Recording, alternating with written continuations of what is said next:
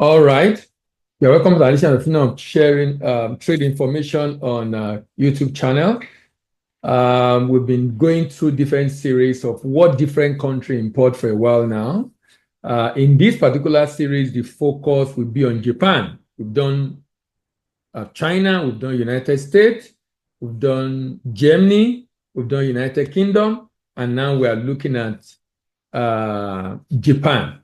And we're trying to look at the top markets around the world where you can sell your product. Now, let's look at this country, Japan. Japan is a country with a huge potential for trade. So if you are looking to export items to different parts of the world, Japan is a market you should look at. Japan has a coastline of about 29,751 kilometers, meaning Japan is not a landlocked country. The fact that it's not a landlocked country means you can ship into Japan by sea. For countries that are landlocked, of course, you will not be able to ship into the country by sea. You have to ship by road, by rail, or by air. Now, Japan population is about 123 million people. So it's a huge market, and with huge demand. And 97% of this country are Japanese. And the language, of course, is the Japanese language. 48% of the country are Shintoism. 46% are Buddhism. Only 1.1% of Japan is Christian. Now, religion affects what people buy, and even the way they buy, when they buy, and how they buy. Looking at the age structure of this country, 12% of the country is under the age of 15. 58% of the country is between 15 and 64 years old. And about 30% of this country are more than 65 years old. Meaning, Japan has aging population. This is the reason why a number of countries around the world are looking for immigrants who will become citizens, who will also increase the economic activities in the country and help them to be able to grow their GDP. All these are what should be factored in whenever you are trying to enter any market. It's also interesting to know that 92% of the Japanese people are in the urban center. Urbanization level is 92%. The reason why that is important is because if you are shipping into Japan, the implication of that is that you won't spend a lot on distribution, since majority of the people are right there within the urban center. Let's look a little bit at the economy of this country. The GDP of this country is 4.2 trillion. Remember, the population of the country is just about 120-something million. 120-something million.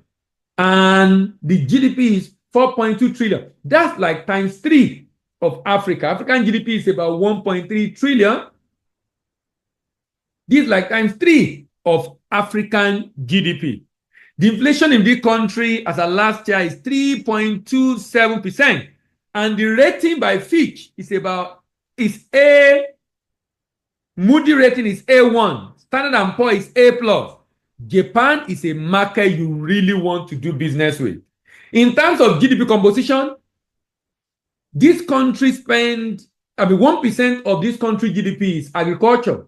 So they actually do more economic activity you find in Japan is industry, about 27%, and services, about 71%. Industry, about 27%, and services, about 71%. About 55.6% of the GDP is of the consumption component of GDP is household consumption. 55.6% of the consumption component of the GDP is household consumption.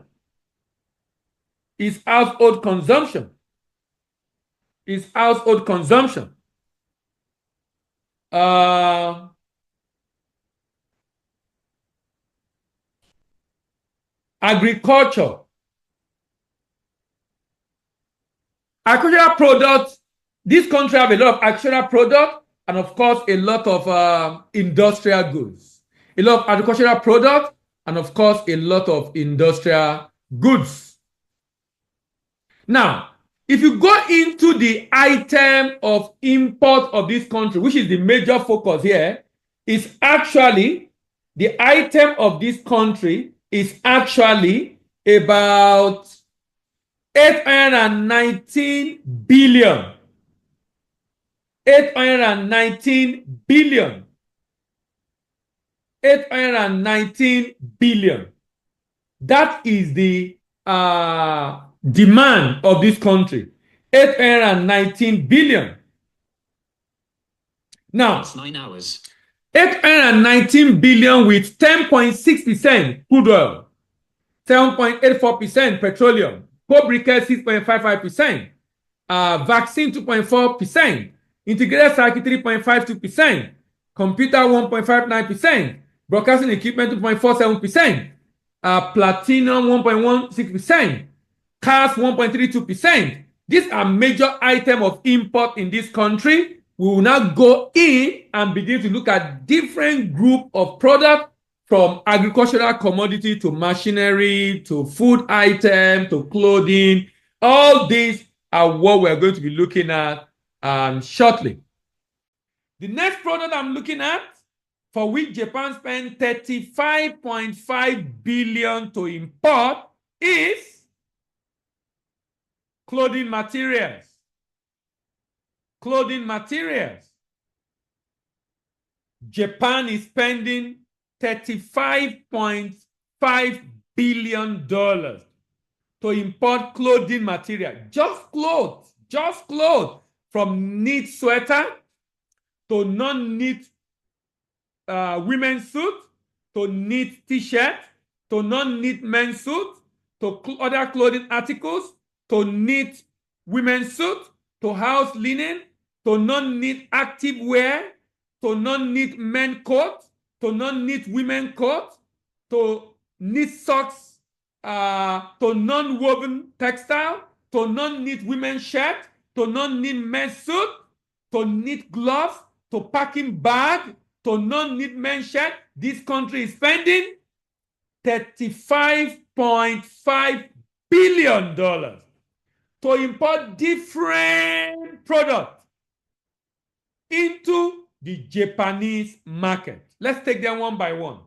The highest number, because of coal, the highest number or clothing material being imported by Japan is knit sweater, 12.4%. This is followed by non-knit women's suit, 9.34%. This is followed by knit t-shirt, 6.87%.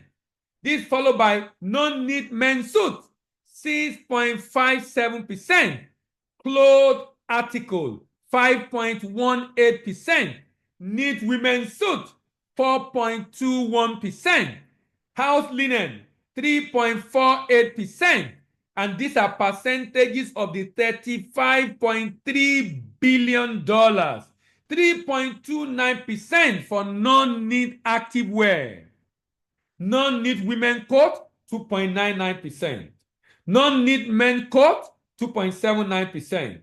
Knit socks, 2.45%. Non-woven textile, 2.31%. Knit women undergarment, underwear, 2%. Non-knit women's shirt, 2.2%. Knit men's suit, 2.1%.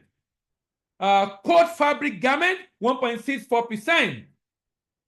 Non-retail synthetic filament yarn, 1.55%. This country is spending $35.3 billion to import clothing materials.